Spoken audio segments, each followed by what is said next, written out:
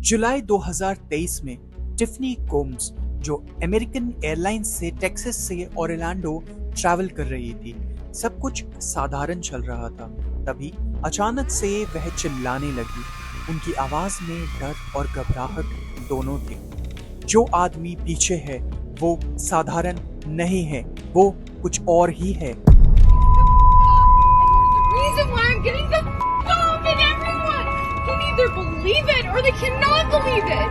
I don't give two but I am telling you right now that mother back there is not real.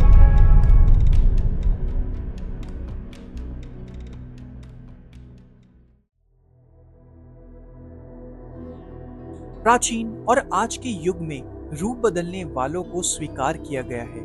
Greek देवता Proteus, जो नदियों और महासागर के शासक हैं, अलग अलग रूप बदल सकते हैं, चाहे वो जीवित हो या निर्जीव। इसी तरह पूर्वी यूरोप के वैम्पायर, जो शुरुआत में शव की तरह दिखते थे, अपने शिकार करने की प्रक्रिया के लिए चमगादड़ में बदल सकते हैं। रूप बदलने वालों की एक सबसे दिलचस्प विशेषता उनकी अस्पष्ट भावनाएं होती हैं। वे अच्छे, बुरे या दोनों हो सकते हैं। जापानीज कित्सुने एक लोमड़ी युवा लड़की, सुंदर महिला या एक वृद्ध व्यक्ति भी बन सकती है। इन रूपों का प्रयोग करके या तो आदमी को अपनी ओर आकर्षित कर लेती है। नॉर्से देवता लोकी अपने रूप को बदल सकता था, या तो अन्य देवताओं की मदद करने के लिए या उनके प्रयासों को असफल करने के लिए। मध्यकालीन लोक कथाओं में जीवंत मेढक, सील, बिल्ली, पक्षी, पहाड़, नदियां, जंगल और भूत की भरमार है, जो सभी रूप बदल सकते हैं, मनुष्य की खोजों में मदद करने के लिए या उन्हें रोकने के लिए। भारत में भी कुछ इसी तरह से किस्से सदियों से चले आ रहे हैं, जैसे इच्छाधारी नाग। पौराणिक मान्यता के अनुसार एक शेप लिफ्टिंग सर्प है जो अपनी मर्जी से अपनी आकृति बदल सकते हैं। ये शिव के भक्त होते हैं और अपनी भक्ति के लिए जाने जाते हैं। सनातन परंपरा में नाग देवता की पूजा पौराणिक काल से चली आ रही है। पौराणिक कथाओं के अनुसार भगवान विष्णु जहां शेषनाग पर शयन करते हैं, तो वहीं नाग भगवान शिव के गले का हार बनता है।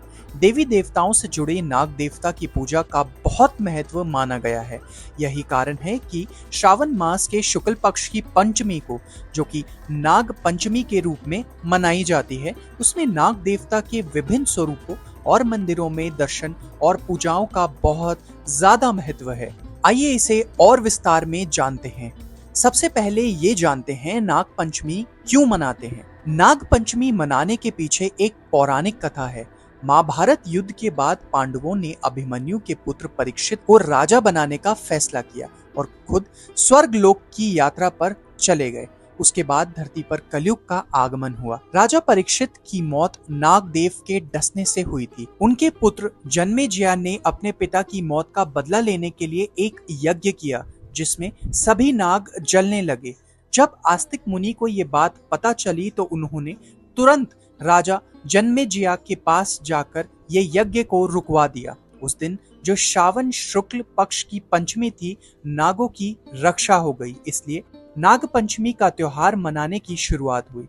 यज्ञ की आग को ठंडा करने के लिए आस्तिक मुनि ने उसमें दूध डाला, इसलिए नाग पंचमी पर नाग देवता को दूध चढ़ाने की परंपरा शुरू हुई। दक्षिण भारत और उत्तर भारत में नाग देवता के कई प्राचीन मंदिर हैं, और यही नहीं, भारत के कई शहरों के नाम नागों के आधार पर ही रखे गए हैं, जैसे नागपुर, उर्गापुर, नागरखंड, नगवनी, अनंतनाग, शेषनाग, नागालैंड, भागसुनाग आदि शहरों के नाम नागों से प्रभावित होकर ही रखे गए हैं। इसका अर्थ यही है कि इन क्षेत्रों में नाग देवता को सर्वप्रिय माना गया है। उत्तर पूर्वी क्षेत्र में नागालैंड को नागवासियों का मुख्य स्थान माना गया है।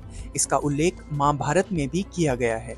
पांडव पुत्र अर्जुन का विवाह नाग कन्या उलूपी से हुआ था। विवाह के समय अर्जुन उत्तर पूर्व की यात्रा कर रहे थे। तब से यह क्षेत्र यानी नागालैंड नागवासियों का प्रमुख स्थान बन गया है। यहाँ का मणिपुर शहर नागमणि की ओर संकेत करता है। इस पौराणिक उल्लेख से हमें सीखने और समझने में मदद मिलती है कि कैसे शेप शिफ्टिंग कैरेक्टर्स ने दुनिया के विश्वासों और परंपराओं को प्रभावित किया है। आप सभी को अगर ये वीडियो पसंद आई तो अपने फ्रेंड्स और फैमिली के साथ जरूर शेयर करें और कमेंट बॉक्स में मेंशन करें कि आप किन टॉपिक्स पे वीडियो देखना चाहते हैं। और हाँ, चैनल को सब्सक्राइब करना ना भूलें। मैं मिलता हूं आपको ऐसी ही अगली वीडियो में। तब तक के लिए हरे कृष्णा, जय हिंद।